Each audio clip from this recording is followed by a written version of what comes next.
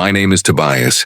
I was born a slave on Magnolia Grove Plantation in Alabama in the year 1831. For 23 years, I lived as property. I plowed the fields, fixed the wagons, and carried scars across my back that told every story my master wanted forgotten. He believed my silence was proof of obedience. But inside, silence only hid fire. Then came Catherine, his only daughter, 17 years old, pale as porcelain, with hair like sunlight. She should have been my master's most distant star. Yet one morning in the garden, she looked at me not as property, but as a man. We spoke in whispers.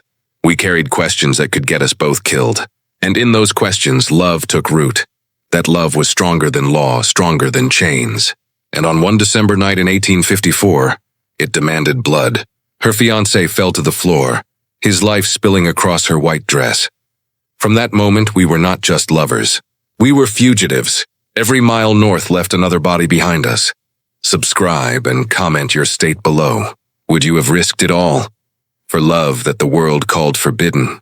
I was born in bondage, but my life began in ink. A ledger recorded, male child, sound, $400. That was all I was in 1831. Magnolia Grove was a grand plantation. 300 slaves bound to one man's will. Cotton stretched across the land like endless white seas. Tobacco filled the barns in autumn. From a distance, it looked rich, calm, and beautiful. But up close, it smelled of sweat, smoke, and blood. The big house stood tall with its white pillars and polished floors. Guests came to admire the chandeliers, the piano, the fine china. They never walked down to the cabins. Those were cramped boxes of pine, smoky from cooking fires, damp in the rain, freezing in the winter. That was the world I knew. Our days began before the sun when the bell rang. Children fetched water, women cooked meals they rarely tasted. Men marched to the fields, bent until their backs felt carved from stone. Nights brought little rest, only coughing babies, tired bodies on straw, and the constant fear of who might be sold next. Master William Thornfield ruled it all. He was tall, broad, with gray at his temples and cruelty carved into his smile. To visitors, he was a gentleman. To us, he was the whip and the law. On Sundays, he read scripture about obedience, twisting God's word into chains. By 10, I was pushing a plow. By 20, I was repairing wagons, shoeing horses, and cleaning pistols. My skills made me valuable. I ate a little better, was whipped a little less. But privilege is another kind of chain. A trusted slave is still a slave. The scars on my back told the real story. Some from slowing down, some from looking too long, and the deepest for teaching myself letters. By candlelight, I traced words from a Bible I wasn't meant to touch. When Master found out, he ordered me whipped until the skin broke open. The blood healed, but the words stayed. Words can never be whipped away. For years, I thought survival was enough. Work steady, speak little, hide the fire inside your chest. That was the only way to live. Catherine's world seemed different, but in truth, she was caged too. She wore silk gowns, walked polished floors, dined on silver plates, but her life was planned for her. What to say, how to smile, and who to marry. She was a bird in a golden cage, staring at the same sky I longed for. Our worlds were meant to run side by side, never touching. She human, me property. But laws are only words on paper, and paper burns. It was in the garden that the first spark jumped across the cages. If your life was written in a ledger, would you accept the price, or look for the door they swore did not exist? The garden at Magnolia Grove was meant to show beauty. Roses lined the path, jasmine climbed the fences, and trimmed hedges told every visitor that Master Thornfield's wealth reached even into the soil. To me, the garden was just another place of labor. I dug the beds, hauled water, and clipped vines under the Alabama sun. It was there, among roses and jasmine, that Catherine first spoke to me. She asked about the flowers. Her voice was light, curious. "How long before they bloom?" she said. I answered carefully. "Depends on the sun, miss." She smiled, nodded, and walked on. But her smile was different from the others. It did not carry pity. It did not carry command. It carried recognition. Days turned into weeks. She came again and again, early mornings when the heat had not yet drowned the air. At first, her questions were small, about weather, soil, or seeds. But then she asked, "Do you ever wonder what lies beyond these fences, beyond Alabama? My chest tightened. Questions like that could end a man's life. I kept my eyes low. Yes, miss. Everybody wonders. She looked at me then as though she had found a secret in plain sight. Her blue eyes did not see a slave. They saw a man. Our conversations grew deeper. She told me about books she read in secret, writings that spoke against slavery, sermons her father would have burned. She had been taught French, Latin, philosophy, things no Southern lady was supposed to know. She had questions about the world, about freedom, about equality. I told her about auctions, about families torn apart on blocks, about mothers screaming as children were carried away. I told her about scars on backs that never healed, about the silence a man carried so he would not be broken. She listened not with pity but with anger. She said it was wrong. She said it was madness to call chains God's plan. One morning, she stood by the jasmine vines, her fingers brushing the leaves. "Sometimes I think I could walk away," she whispered. "From this house, from this life, from everything. If only I had someone to walk with." Her words struck me harder than any whip, because I knew what she meant. And I knew who she meant. From that day, the garden was no longer just a place of labor. It was the only place in the world where we were both free. Each word we spoke was dangerous. Each smile was treason. But we kept speaking. We kept smiling. Love grew there in the soil of Magnolia Grove, watered by silence and risk. We never said the word aloud, but it burned between us, bright and undeniable. If you stood in that garden, would you have stayed silent or dared to answer her? The news reached me not from the master, but from Martha, the old nurse who had raised Catherine since she was a child. She found me by the well one morning, her hands shaking as she whispered, "They're bringing James Braxton up from Mobile. The Christmas ball will announce the marriage." The rope slipped in my grip. The bucket fell, splashing water across the dust. I stared at her, unable to breathe. Catherine promised to another man. I had always known the day would come.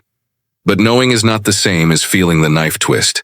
James Braxton was heir to one of Alabama's richest families. His people owned sugar fields, ships, and hundreds of slaves.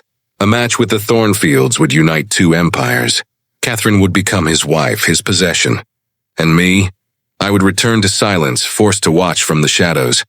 That evening, the big house buzzed like a hive. Servants polished silver until it gleamed. Dresses were stitched with French lace. Carriages rolled in, carrying guests from across the state. Every candle, every ribbon whispered the same message. The master's daughter is no longer free, but the garden told a different truth. Catherine came to me that night, her cloak wrapped tight against the cold. Her face was pale, but her eyes burned. "They will sell me into a cage," she said. "Not with chains, but with vows. They will take my voice, my future, my life, and I will not let them." Her words hit like thunder. The silence between us broke, and the fire we had buried in whispers rose to the surface. For the first time, we spoke of escape. At first, it was only a thought, wild and impossible, but it grew with every word. Horses swift enough to outrun pursuers, gold to buy passage, disguises to hide who she was, weapons for the dangers we would face. I told her the truth. If we run, we will be hunted. They will not stop. Her voice did not shake. Then let them hunt. I would rather run with you than live silent with him. Under the bare branches of that winter garden, our fates were sealed. There was no turning back. Love had become rebellion. Rebellion would demand blood. If you were Catherine, would you obey your father's will, or risk your life for forbidden love? The nights grew colder, and so did our patience. Every passing day brought the Christmas ball closer, the night when Catherine's cage would close forever. We had little time, and so our whispers in the garden turned into plans. I had knowledge that most slaves never gained. Years of repairing wagons, tending horses, and maintaining the master's firearms had given me skills and access. I knew which horses were swiftest, which rifles never misfired, and where the keys to the strongbox were kept. These were not just tools of labor anymore. They would become the tools of freedom. Catherine brought her own part. From her father's rooms, she began to slip out small pieces of jewelry, rings, and gold coins. She hid them in her dress hems and tucked them beneath floorboards in the garden shed. "If money buys silence, we will have enough," she whispered. But escape meant more than horses and gold. It meant disguises, Catherine practiced speaking in a lower tone, rougher, like a farmer's wife. She darkened her hands with walnut dye, so her skin would not shine pale under lanterns. At first she laughed nervously at her own reflection, but soon the laughter faded. She understood this was no game. I studied maps stolen from the library, roads that led north, back trails through Tennessee, crossings over the Ohio River. I traced them by candlelight, memorizing every bend, every creek. The safest routes were the most dangerous, for patrols guarded them. The hardest paths through mountains offered our best chance. We agreed. The night of the Christmas ball would be our cover. The master would be busy entertaining guests. Catherine would dance, smile, and excuse herself early. I would wait at the servants' entrance with the horses and weapons ready. If everything went right, we would be miles away before anyone noticed. But even as we planned, I felt the shadow of blood. Pursuers would come. Rewards would be posted. Men would chase us not for duty but for gold, and gold can make men into hounds. One night I asked her, "Are you ready for what may come? For the things I may have to do?" Her eyes did not waver. "I am ready. I would rather die free with you than live chained without you." Those words bound us tighter than any vow a priest could give. We were not just planning to run.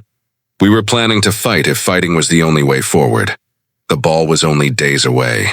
The candles were being polished, the silver laid out. The house was ready to celebrate a marriage. But beneath it all, two hearts prepared for war. If every road to freedom promised blood, would you still take the first step? December 23rd, 1854. Magnolia Grove shone brighter than I had ever seen. Carriages lined the road. Lanterns glowed from every window of the big house. The music of violins drifted across the night air. Guests laughed, drank, and toasted to Catherine's engagement, never knowing she had already chosen another fate. Inside, the house smelled of wine and roasted meat. Servants hurried with silver trays, careful not to spill. Catherine glided across the ballroom in a gown of white silk, her golden hair pinned high. To every guest, she looked the perfect bride-to-be. To me, waiting in the shadows of the servants' hall, she was something else entirely. My partner in flight. I moved through the house quietly, checking every detail. In the stables, the horses were saddled and restless. In my saddlebag lay pistols, a rifle, and enough ammunition for a war. The strongbox gold weighed heavy, not just in coin but in consequence. Every item carried the same truth. Tonight, we broke the world. The plan was simple. Catherine would excuse herself early, claiming fatigue. She would slip from her room through the servants' entrance where I waited. Together we would ride north, hidden by the chaos of celebration.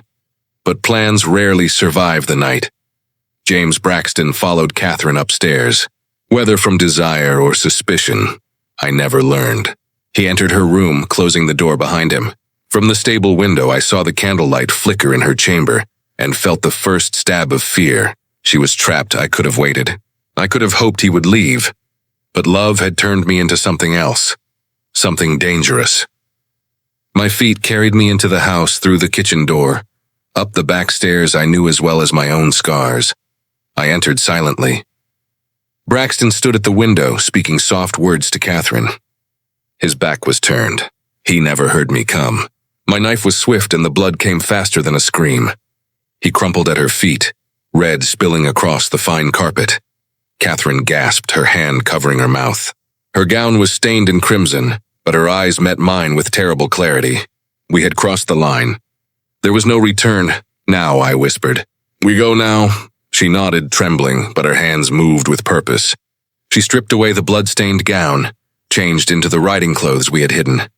Together we slipped through the servants' entrance, the ballroom music still echoing as if nothing had changed. But everything had. The night air was sharp as we mounted the horses. The first miles disappeared beneath hooves pounding the dirt road. Behind us the house blazed with light and laughter, but inside lay a corpse. By dawn, pursuit would begin. By dawn, we would be killers and fugitives. If one death stood between you and freedom, would you raise the knife, or let love be buried alive? The night swallowed us as our horses tore down the back road. Frost bit at our faces. Every hoofbeat carried us farther from Magnolia Grove and closer to the edge of the world we had known. At first, there was only the sound of wind and the rhythm of hooves. Catherine rode steady, her cloak pressed tight around her, her face pale but resolute. I watched the road and the stars, guiding us north by memory. For a moment I dared to believe we might outrun fate, but before 20 miles had passed, fate found us. A patrol of men rode up the same road, half drunk from their own Christmas feasts. They carried rifles slung across their shoulders, lanterns swaying in the dark. At their head was Caleb Morrison, overseer of a neighboring plantation, a man who had known Catherine since childhood. He reined his horse across our path, blocking the way. "Miss Catherine Thornfield," he called, suspicion dripping from every word. "What are you doing out here at this hour, with one of your daddy's nags?" His men chuckled, shifting in their saddles. Hands moved toward rifles. My pulse roared in my ears. I did not speak. My pistol did. The first shot dropped Morrison from his saddle, his chest exploding crimson under the lantern glow. Chaos broke loose. Catherine's horse reared as the other men drew their weapons. I fired again and another man tumbled into the dirt. The gunfire lit the road like lightning. Catherine held the reins steady, eyes wide but unbroken, as I turned our flight into battle. In less than 2 minutes it was over. 5 men lay dead on the cold Alabama road. The silence that followed was heavier than the gun smoke. Our horses stamped nervously, their breaths clouds in the night air. Catherine looked at me, not with horror but with something harder. Her voice trembled, but it carried strength. "Is this what we will become?"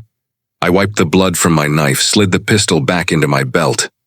"This is what we must become if we want to live," she swallowed, then nodded. "Then we ride forward." We left the bodies cooling in the dirt, lanterns still burning beside them. Behind us lay Magnolia Grove. Before us stretched Tennessee, Kentucky, and the long road north. Every mile would be hunted. Every mile might demand more blood, but the choice was made. If freedom demanded you spill blood on a lonely road, would you fire the shot or surrender to the chains? By Christmas morning, the whole county knew. Word traveled faster than hooves, carried from plantation to plantation, from tavern to church porch. Catherine Thornfield, the master's daughter, had vanished into the night with her father's most trusted slave, and James Braxton, heir of mobile wealth, lay dead in her bedroom. The news spread like wildfire. Some whispered it was seduction, others claimed abduction, but all agreed on one thing. This was a crime the South could not forgive. Master Thornfield's rage was said to be unlike anything men had seen. He posted rewards large enough to tempt every poor white farmer, every bounty hunter, every man with a gun and a horse. Posters were nailed to trees and tavern doors. $5,000 for the return of Tobias and Catherine, dead or alive. We felt the weight of that price as we rode. Every stranger's glance became a threat.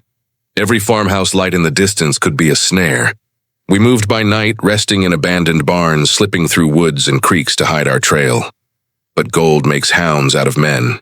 It was only days before the first found us. We stopped by a creek to water the horses. Catherine knelt beside the stream, her cloak pulled tight. I scanned the trees. That was when I saw him. A lone rider, slow, deliberate, eyes locked on us. His name was Marcus Webb, a bounty hunter known for tracking fugitive slaves. He carried a rifle across his lap. His mouth curled into a confident grin. He believed we would fetch him a fortune. I raised my pistol. "Stay back," I warned. He chuckled. "Easy, boy. You come quiet, no one else has to bleed." Catherine gripped my arm. I saw the fear in her eyes, but behind it was trust. She was waiting for me to decide. I fired. The bullet caught Webb between the eyes. He tumbled backward off his horse, dead before he hit the ground. His body slid into the creek, the current carrying his blood downstream. Catherine did not scream. She simply stood, breathing hard, her jaw set. "How many more?" she asked quietly. "As many as it takes," I said. "Every man who hunts us has chosen his reward over his life. If they fall, the blame is theirs," she nodded. The fear in her eyes hardened into resolve. She was no longer just the master's daughter. She was my partner on the road of blood. That night, we rode deeper into Tennessee, leaving Marcus Webb's corpse to the water and the crows. Behind us, the hunt grew louder. Ahead of us, the mountains waited. If the world hunted you for gold, would you run forever or turn and strike first? The Tennessee mountains rose before us like jagged teeth. The trails were narrow, frozen, and steep, but they gave us what we needed most: Cover. Pursuers with fresh horses could outrun us on the open road, but not here. In the mountains, every bend was a shield, and every shadow could be a weapon. By New Year's, we knew the hunt had grown sharper. The men chasing us were no longer drunk farmers or desperate wanderers. They were professionals, slave catchers who traveled with rifles, chains, and dogs trained to follow human scent across rivers and stone. Their leader was a man named Josiah Blackwood, a name whispered with fear even among fugitives. We first heard his dogs before we saw him, the deep, cruel baying echoing through the trees. Catherine froze, her hand tightening on the reins. "They're close," she whispered. I led us into a narrow pass we had crossed days earlier. I knew its shape. High cliffs, a funnel that forced men to ride in single file. Here numbers would count for less. Here the hunter could be hunted. We climbed above the trail, rifles ready. Catherine's face was pale, but her eyes burned steady. I handed her a pistol. "If they reach me, don't hesitate," I said. She nodded without a word. At dawn, Blackwood's men entered the pass. First came the dogs, straining at their leashes, their noses to the frozen ground. Then the riders, a dozen in all, rifles across their backs, eyes scanning the cliffs.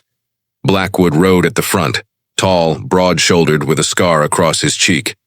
His voice was calm, confident, as if he already owned us. The first shot cracked like thunder. One rider fell from his horse before he even knew death was coming. Catherine fired next, her bullet striking true. Panic tore through their line as echoes bounced off the cliffs. The dogs snarled, pulling forward, but the riders shouted, confused, firing blindly into stone and snow.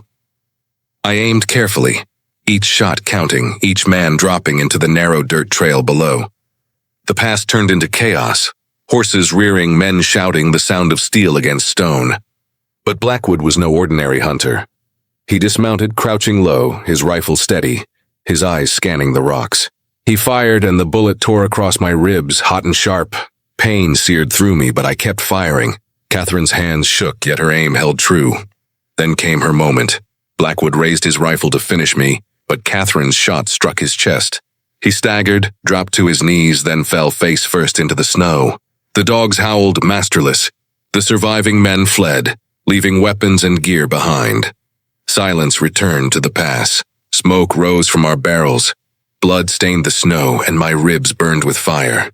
Catherine pressed her hand to my wound, her own shoulder bleeding from a graze. Yet her eyes met mine with something fierce. We were still alive, and Blackwood, the terror of fugitives, was not. If the hunters cornered you in the mountains, would you fight or surrender to the chains? The mountains carried us into Kentucky, but winter carried its own dangers. Snow fell heavy, the kind that swallowed sound and left the world gray and still.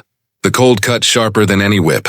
Our horses stumbled on ice, their breaths turning white in the frozen air. My ribs ached from Blackwood's bullet. Every movement burned. Catherine's shoulder was wrapped in cloth, stained where blood still seeped. We were alive, but not whole, and winter does not wait for the wounded. We found shelter in a small cabin near a frozen creek. Smoke rose from its chimney, and for a moment I feared it belonged to men who would trade our lives for Thornfield's gold. But it belonged to Samuel Jackson, a free black man, and his wife, Mary. Samuel was a blacksmith, his hands thick with callus, his eyes sharp with memory.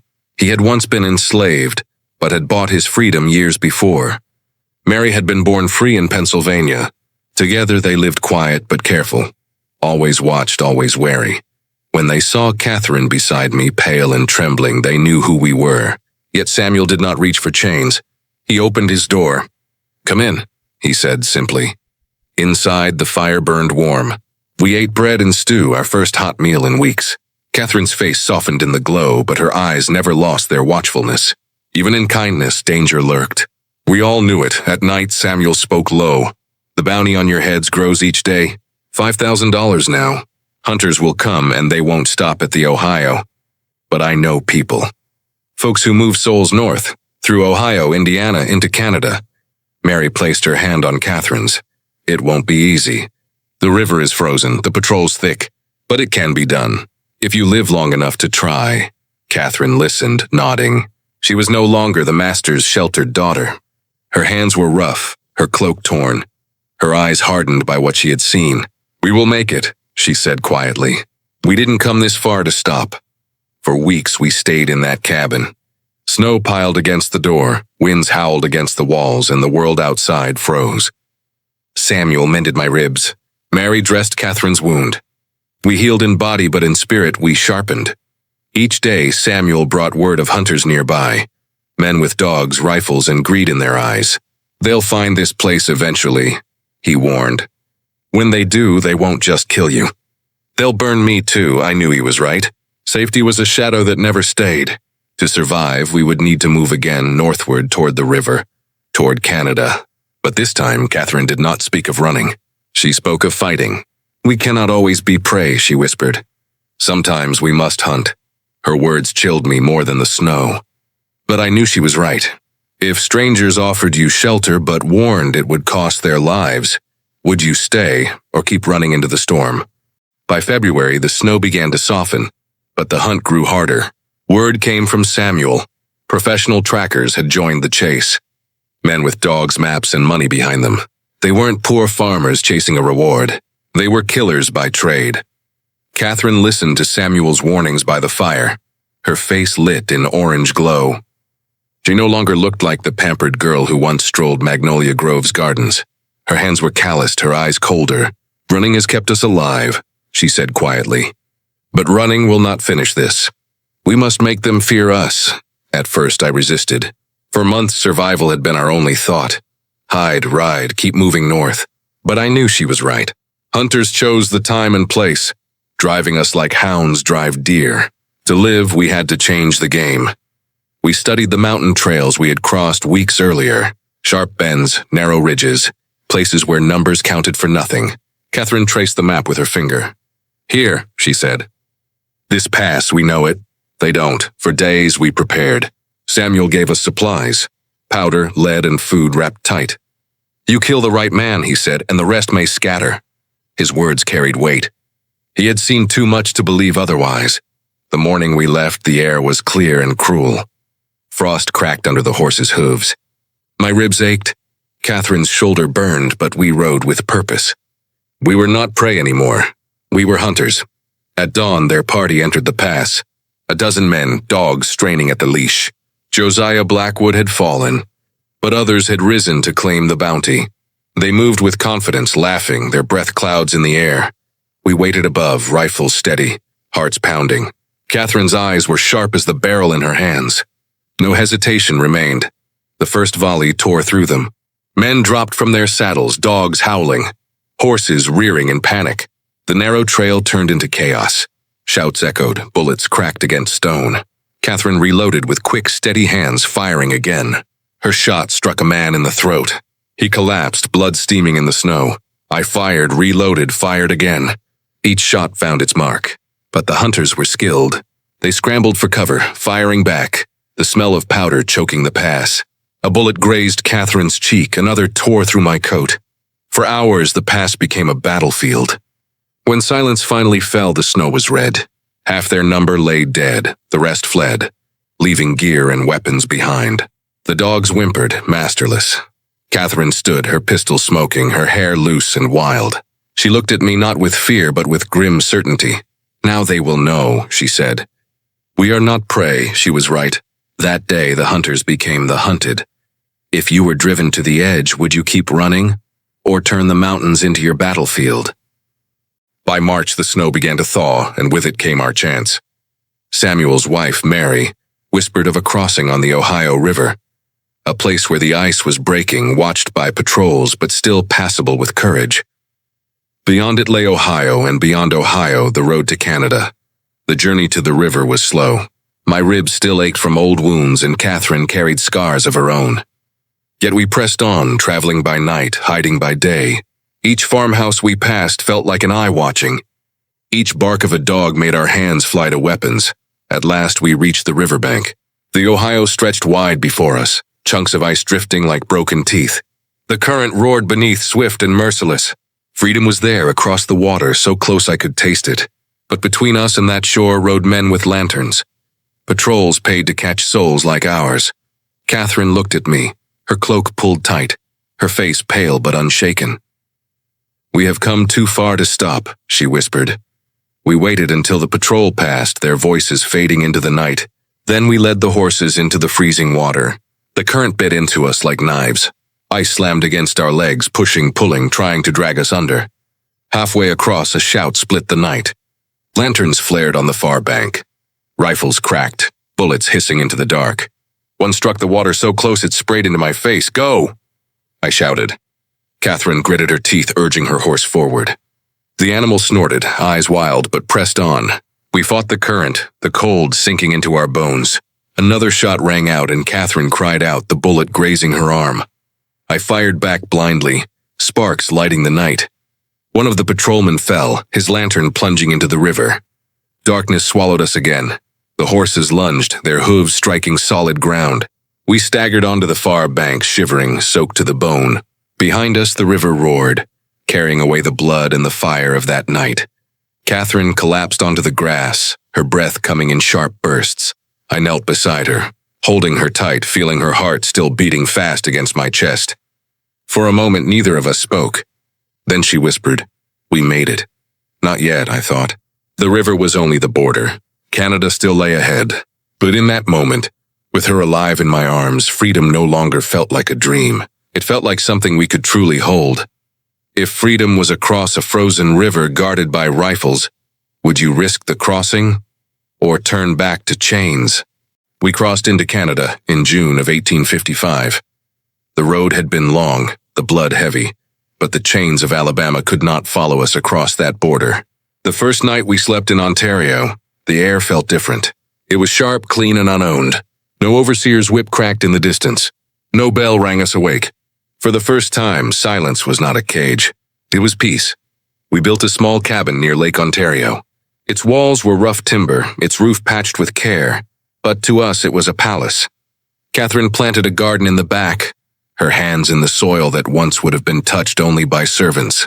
I set up a forge, shaping iron into tools and nails, earning bread with my own skill instead of under another man's lash.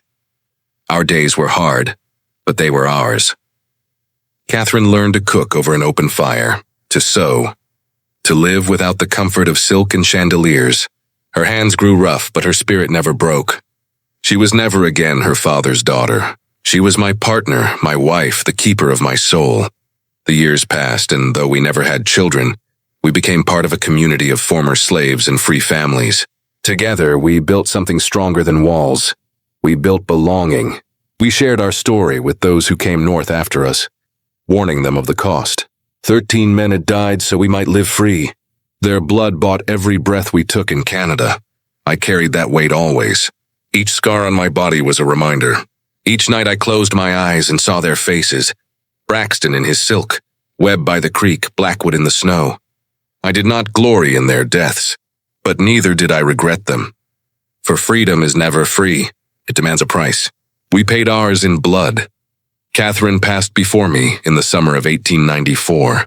Her last words were about the garden she loved. "See how it grows, Tobias," she whispered. "Even in this soil, beauty finds a way." She died in my arms, her hair silver, her face lined, but still radiant with the fire that had carried her from Alabama to Canada.